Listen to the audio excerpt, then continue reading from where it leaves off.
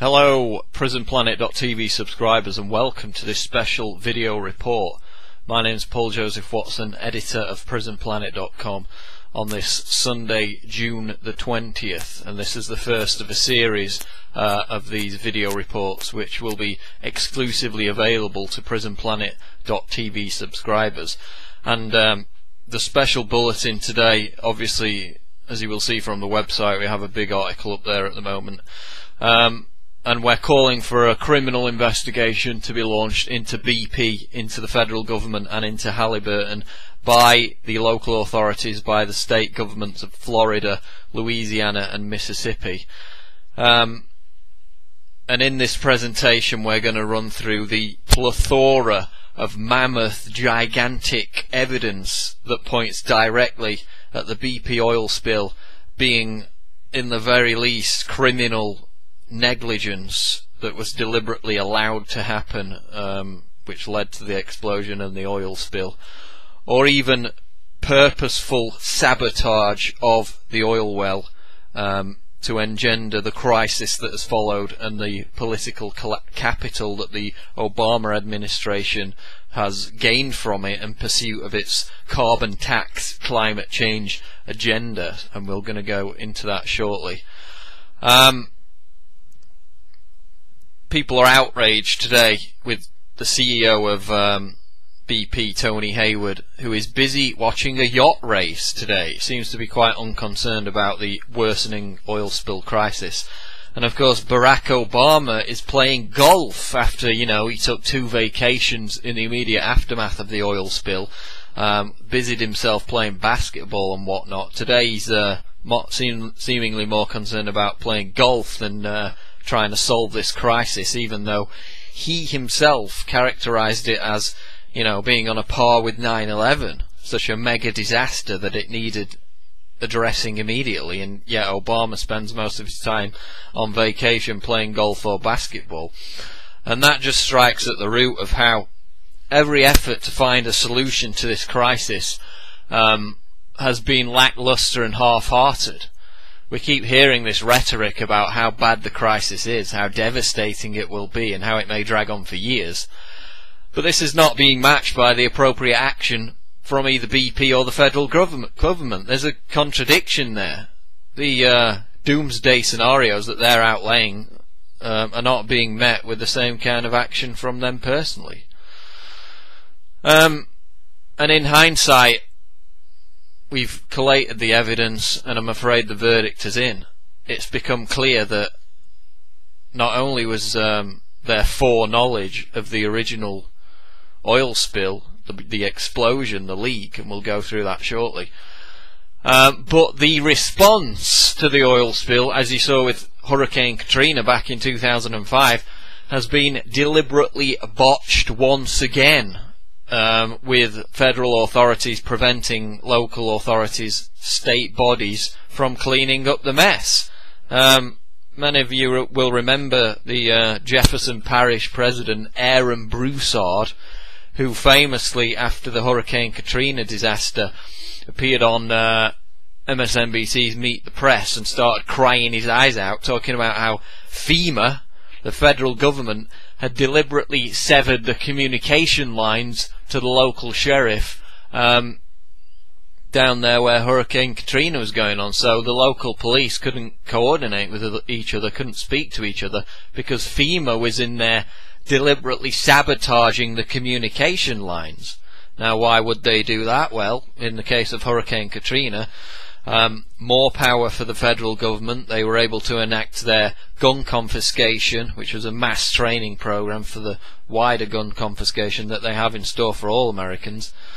And it's the same with the BP oil spill. The worse the crisis gets, the more political capital Obama gathers in pursuit of his carbon tax agenda.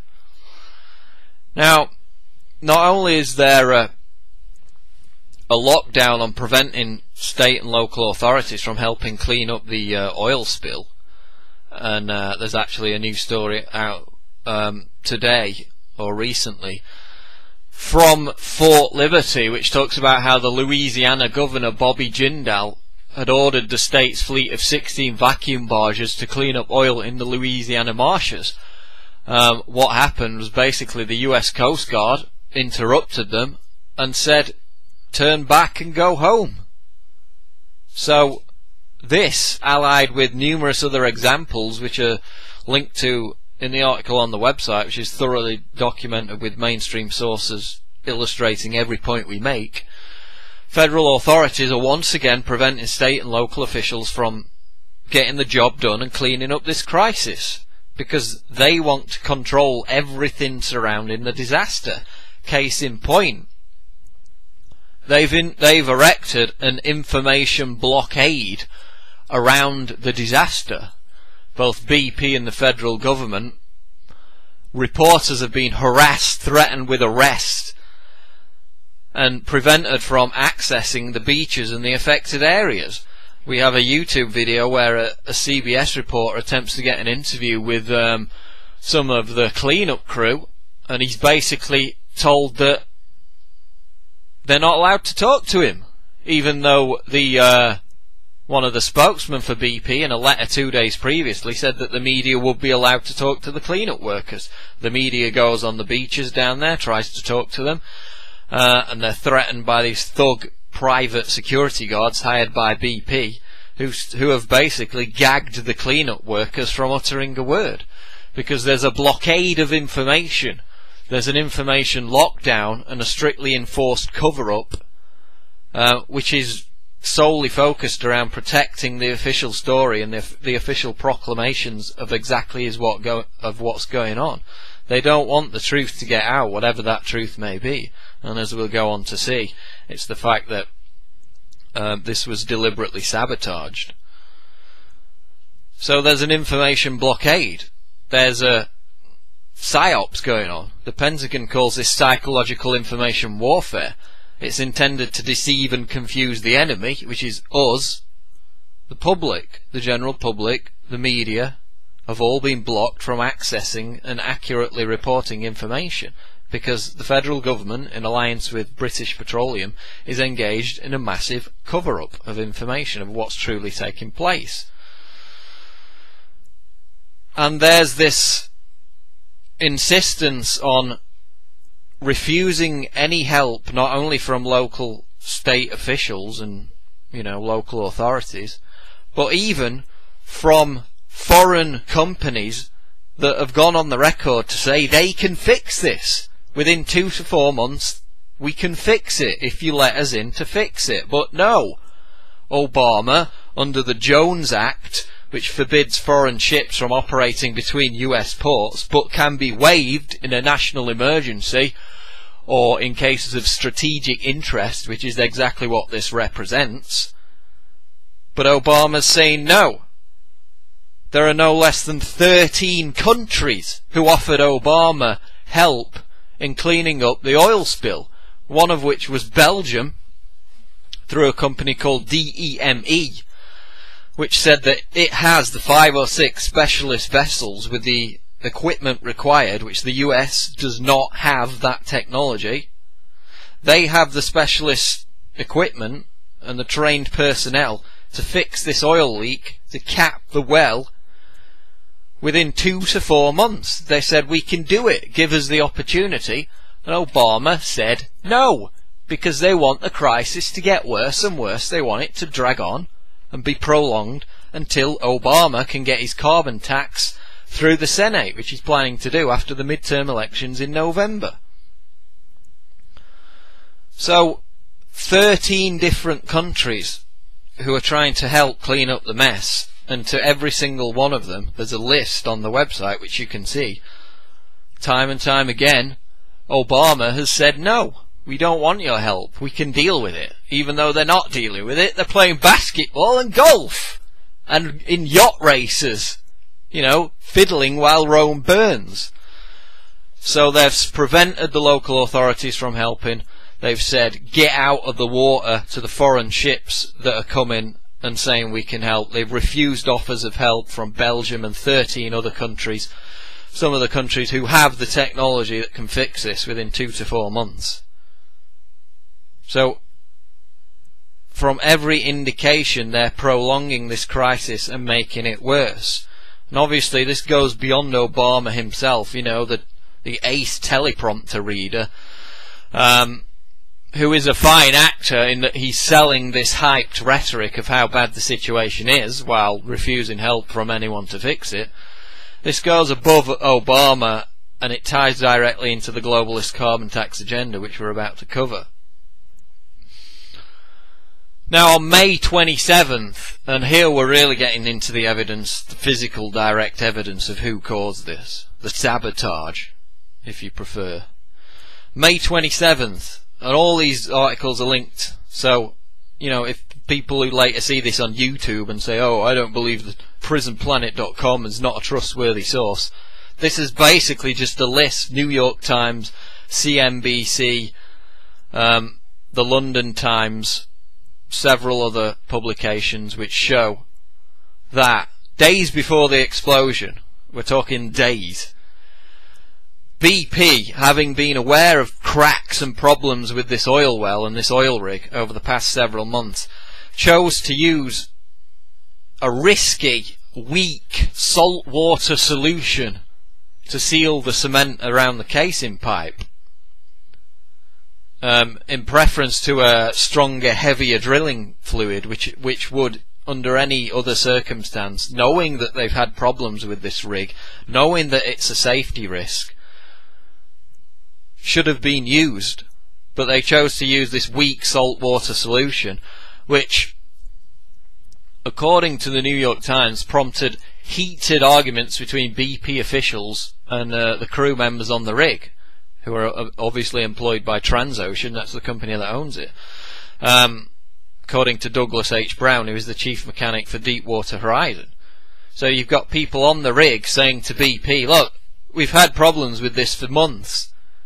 We've got indications that it's going to blow. And BP said, no, we use the risky, weak saltwater solution to seal this cap that's causing us these problems. This is a quote. Workers from the rig and company officials have said that hours before the explosion, gases were leaking through the cement which had been set in place by the oil services contractor Halliburton, our old friends Halliburton, you know, Dick Cheney and the rest of it, the front, the military industrial complex kingpin Halliburton.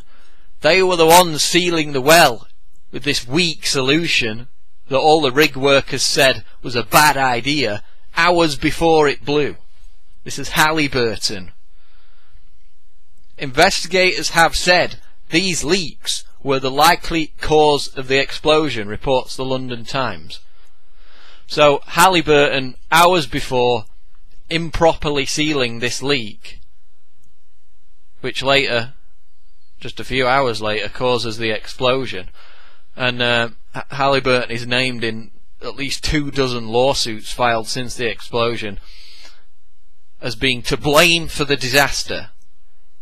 Okay, so what motivation would Halliburton have for improperly sealing the well? Is it merely negligence? If it is, there still needs to be criminal proceedings. But the important thing about Halliburton is just 11 days before the Deepwater rig exploded, the Deepwater Horizon rig, Halliburton bought for a sum of $240 million a vastly experienced company that deals with the cleanup of oil spills. That's right, 11 days before Deepwater Horizon blew up after being improperly sealed by Halliburton, they had bought this company, Boots and Coots, which deals with oil spill cleanups. Now, take a rough guess who BP hired after the disaster to clean up the oil spill. That's right, no prizes for guessing, it was Boots and Coots. So now, with the oil spill cleanup contracts flooding in, Halliburton is making a killing off the oil spill that they caused. Now, Is that suspicious? Do you think that requires any kind of inquiry or criminal investigation? To me, it's a smoking gun. And to others it's a smoking gun. A Raw Story did a big report on this, which we've linked to in the article. Quote, could Halliburton have known that an oil disaster was on the horizon and planned in advance to profit from it? News reports indicate they could have. Now, the New York Times again reported in May that BP was concerned about the rig's well casing which Halliburton worked on as early as June 2009. And they also report that a Halliburton employee warned BP 3 weeks before the explosion that BP's use of cement for the well casing was, quote, against Halliburton's best practices. So we've got multiple warnings that their methods in assuring the safety of this well, which had been extremely concerning and the source of consternation for people working on the well, was completely improper.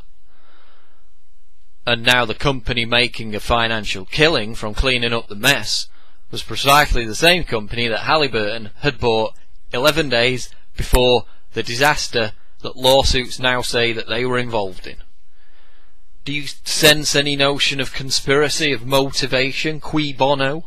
This needs to be investigated immediately. You know, would it be in their interest to properly fix the cement walls and seal the cap?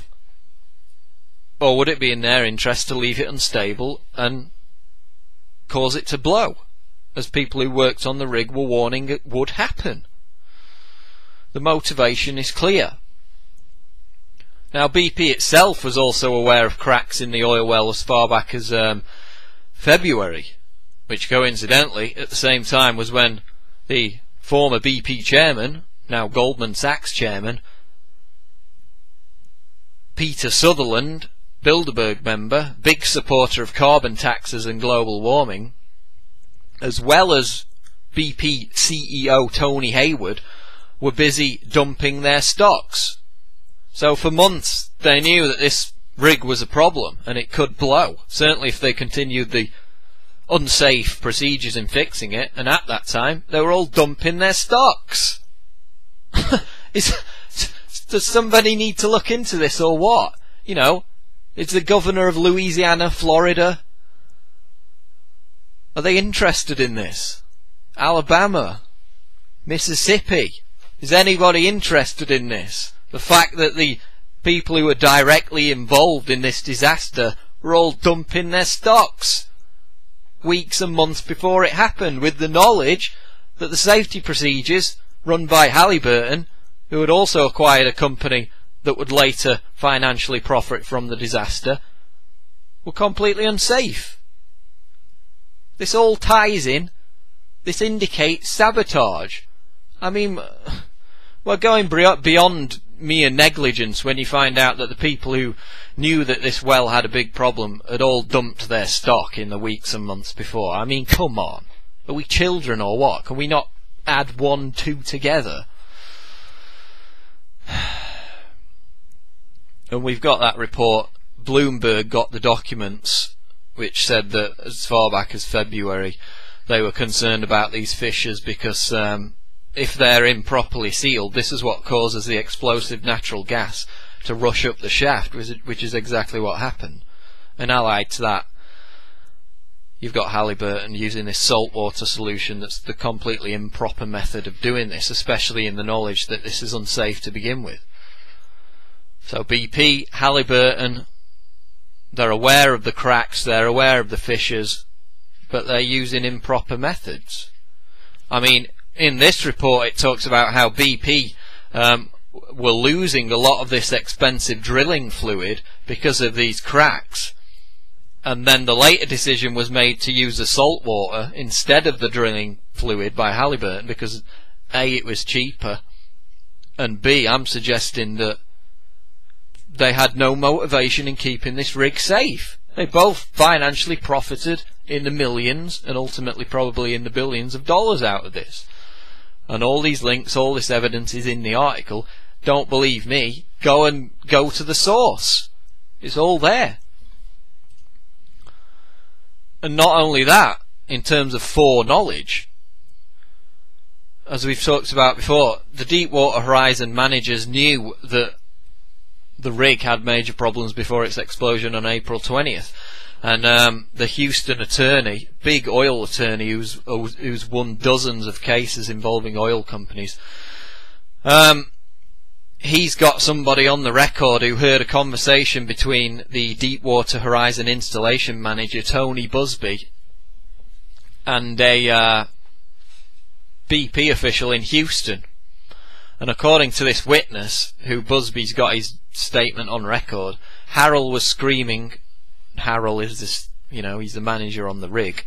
He was screaming to this anonymous BP official as the explosion happened and as the rig was burning, quote, "Are you fucking happy? Are you fucking happy? The rig's on fire. I told you this was gonna happen." They knew it was gonna happen because it was being improperly sealed by the methods that were ordered to be put into place by BP and Halliburton. So all the people on the rig knew it was going to blow. It was no surprise to them when it did. BP and Halliburton, if the people on the rig knew it was going to blow, BP and Halliburton were the ones responsible for the safety procedures. Do you think they knew it was going to blow? So you've got guys on the rig as it's burning saying, "I told you this was effing going to happen. Are you happy?" Like they wanted it to happen, because every measure to stop it happening wasn't done.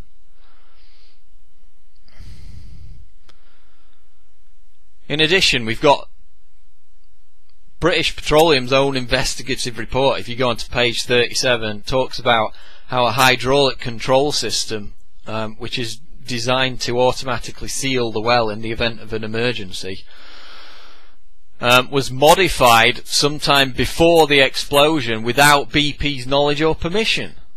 So again, the finger's pointing at Halliburton. It doesn't mention who was responsible for it, but you've got modifications to the very equipment that is supposed to prevent this in case of an emergency.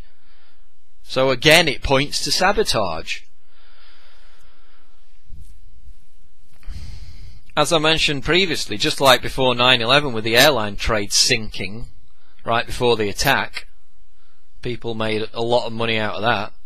Goldman Sachs, again, now headed by Peter Sutherland, former chairman of BP, dumped 44% of its shares during the first quarter of 2010, during the precise time when they first became aware of the problems with this well. Now, after the explosion, BP shares have lost around 36% of their value. It goes up and down every day, but it's around, 36%. That's $96 million. That's $96 million that Goldman Sachs have made on the back of dumping 44% of their stocks right before this happened. Should someone be looking into that? Well, you be the judge. Tony Hayward, is busy on his yacht race today. Current BP CEO sold 1.4 million of his shares in British Petroleum in the weeks before the spill. Does it indicate foreknowledge? That's why there needs to be a criminal investigation of this. So, why would they do it? Why would the federal government and BP, which are tied at the hip, as we shall see, why would they not only allow the explosion to take place by not properly sealing the well, but why would they allow it to be prolonged by refusing the help of foreign companies who can fix the problem within 2 months, as well as telling state bodies, state officials who send out rigs to try and clean up the mess, telling them to turn and go straight back, just as in Hurricane Katrina, when the local authorities tried to respond, they were kicked out by FEMA. What's the motivation behind this? We've explored the financial motivation with BP and Sutherland and Hayward and Halliburton dumping the stocks, buying the company that is then contracted by BP to clean up the oil spill, in the case of Halliburton. But what's the political motivation? Well, you know that Barry Soetoro and the people who pull his strings, because he's just a teleprompter reader, doesn't control anything, too busy playing basketball. People like Rahm Emanuel, Hillary Clinton, Don't let a good crisis go to waste, those kind of people. That's exactly what the Obama administration is doing now. We've talked many times about this green economy, this post-industrial revolution, which will be heralded with the carbon tax. Now, the carbon tax over the past few months, certainly since the turn of the year, and ClimateGate, where global warming was completely debunked as the fraud it rightly is, the agenda for a carbon tax has been completely on the ropes. In fact, abandoned by many. We got the intel from the Bilderberg meeting recently, which said that, quote, a Bilderberg member said, quote, "We are just about whipped on climate change." So this was on the ropes, it was being derailed. But now with the oil spill, Obama has had the opportunity to manufacture this contrived emergency as a justification to say we need to reduce our dependence on oil. We need to introduce a green economy. Now, a green economy for Spain has equated to a 20% unemployment figure and 2.2 jobs lost for every one green job created. Now, we've done reports on this before. If a similar green economy is introduced in the United States, and they call it a green economy, it's got nothing to do with the environment. The big oil companies, BP, are pushing it as well, in unison with Obama. This is going to kill the economy. This is going to shave GDP levels to bring us back to a Great Depression level. The investigation into how it would affect America's economy if this, quote, green economy was brought in was devastating. I mean, take Spain and times it by 10. This is going to be horrible. Now, while Obama's claiming to, kick ass and rein in the oil companies like BP, BP itself is one of the founding members of the cap and trade lobby. Look, Washington Examiner. Once a government pet, BP now a capitalist tool. This is the article that you need to read. Let's read a few passages from it. As BP's Deepwater Horizon oil rig was sinking on April 22nd, Senator John Kerry was on the phone with allies in his push for climate legislation, telling them he would soon roll out the Senate climate bill. With the support of utility industry and 3 oil companies, including BP. Oh! So BP's right behind the cap and trade carbon tax agenda, and it's behind everything, as this article points out. It's joined at the hip with the Obama administration, the Bush administration before it. Tax hikes, greenhouse gases, stimulus bill, Wall Street bailout, subsidies for oil pipelines, biofuels, which of course are completely devastating to the environment. They're killing species off out in the third world because they're chopping all the trees down so they can't feed on them for biofuels. BP's behind all of it, in league with Obama. And in this article it says that one provision BP explicitly backed, this is in the Senate Kerry climate bill, according to Congressional Quarterly and other media reports, a higher gas tax. The money would be earmarked for building more highways, thus inducing more driving and more gasoline consumption. So there you have it. BP fully behind the climate bill, fully behind the global warming scam, fully behind the gas tax. And all the liberals are saying, oh, Obama needs to deal with BP. When they're tied at the hip. Tony Hayward there, selling his stocks before the disaster. Peter Sutherland selling his stocks now with Goldman Sachs. Both Sutherland and Obama, obviously Bilderberg attendees, they're all joined at the hip. And they're all prolonging this crisis. A, for their financial agenda, and B, for the political agenda, which is the carbon tax, which is the climate bill. Now, as we were talking about last week, Obama's indicated that he's now going to wait, he's going to introduce a weaker climate bill quite imminently, and then he's going to wait after the midterm elections in November, then add the teeth, add the carbon tax. So he's got that gap in which he needs to build up the political capital to then exploit to add the carbon tax to the energy bill that would have already been passed in the Senate. They're waiting until after November because obviously it's after the elections, then the heat is off. All these politicians can freely stab their constituents in the back by voting for this carbon tax, which is a consumption tax on their standard of living, and it's going to decimate any disposable income Americans have left in this economic crisis. It's a tax on the very substance we exhale. So he's got this period of time where he's going to wait until he introduces the carbon tax. So between now and November, only expect this oil spill to get worse, because by every passing day, every passing week that it gets worse, Obama can say, we need to reduce our dependence on oil because look at what happened.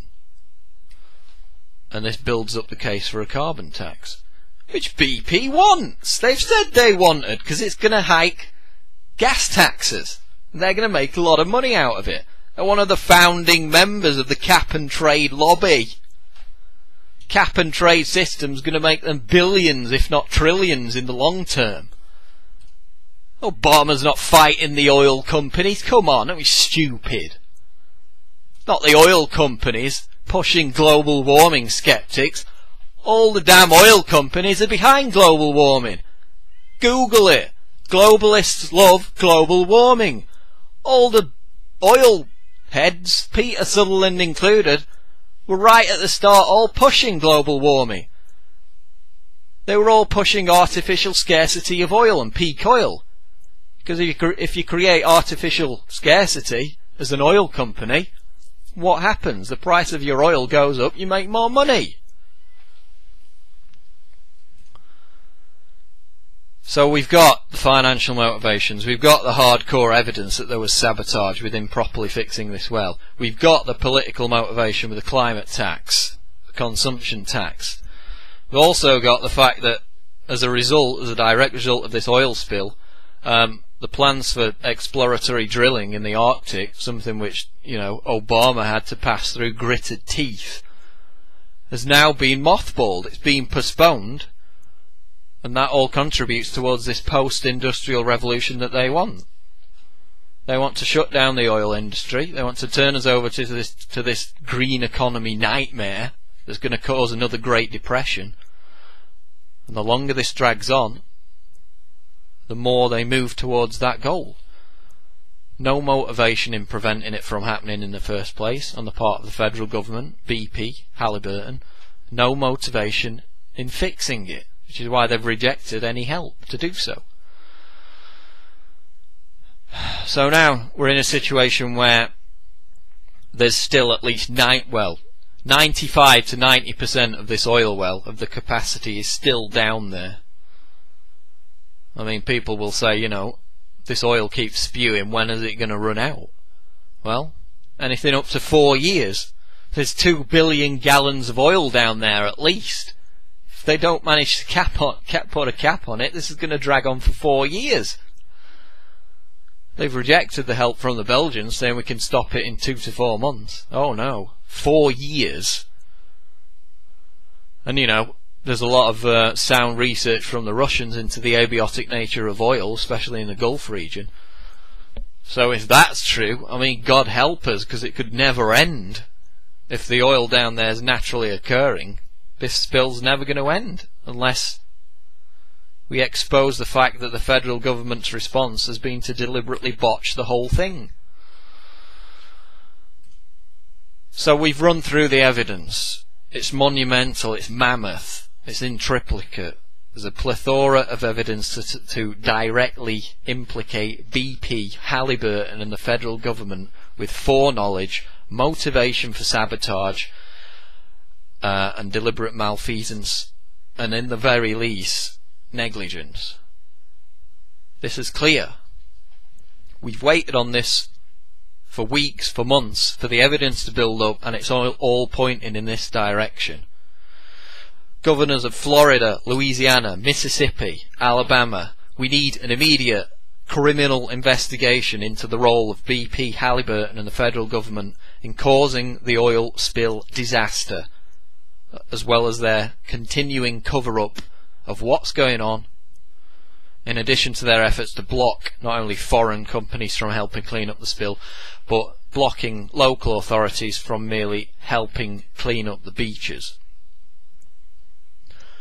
Now, in the article posted on prisonplanet.com today, and this is going to be up all week in the News in Focus section, we've got the email addresses, we've got the phone numbers, we've got the addresses for the Governor of Florida, Charlie Crist, Louisiana Governor Bobby Jindal, and Mississippi Governor Haley Barbour. We've got all the contact details, email, telephone numbers.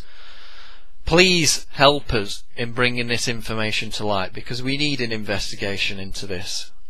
We need it done at the state level. We also need those local legislatures to conduct emergency sessions to usurp that power back that the feds have taken from them, because they're not being allowed to clean up their own environment. It's the same thing that happened with Katrina, and you know where that led.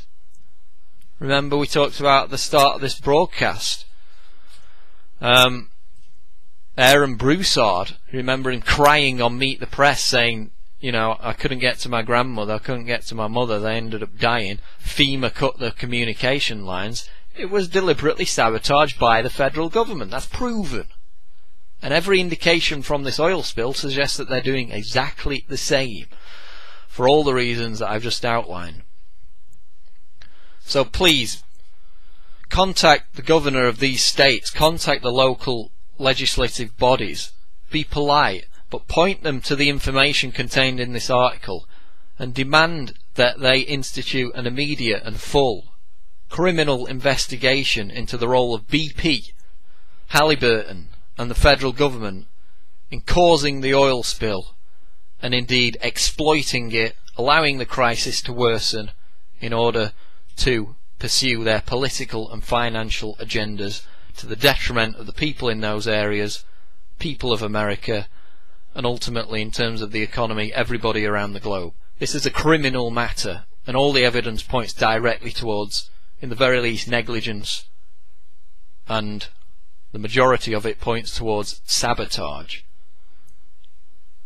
So we're going to leave this special video report for now. prisonplanet.tv members, of course, if you're not a subscriber, if you're watching this later on YouTube, which will probably come out on YouTube a few days after prisonplanet.tv members have viewed it, we're really beefing up prisonplanet.tv. You're going to have my special reports once a week. You're going to have special reports from Alex Jones at least once a week, which will only be available to prisonplanet.tv subscribers. You've got all Alex Jones's videos on there already. Daily archives of the video and audio archives for the Alex Jones Show. The live video stream of the Alex Jones Show. All of this is exclusively available for prisonplanet.tv members, including Don't Tread on Me, Camp FEMA, and all these other excellent documentary films from other filmmakers. So it's a library of material, and as you know, it funds us, it allows us to put out these videos, it allows us to take the mammoth bandwidth bills for the website, which are only increasing. So please check out all the material on offer at prisonplanet.tv. And as I said, my name is Paul Joseph Watson. This is the first of a weekly video report that I will be doing on a whole plethora of topics. Today we're talking about the BP oil spill, we're talking about the need for criminal investigations, and now it's up to you to contact the local authorities in those areas, point them towards this evidence that I presented in today's show. The article's on the website entitled States Need to Launch Criminal Investigation into BP Federal Government's Role in the Oil Spill. And we'll sign off for there. Thanks to all the prisonplanet.tv members. Take care and get active in getting this information out about BP, Halliburton and the federal government's role in causing and prolonging this crisis. My name is Paul Joseph Watson. Thanks for watching, and goodbye.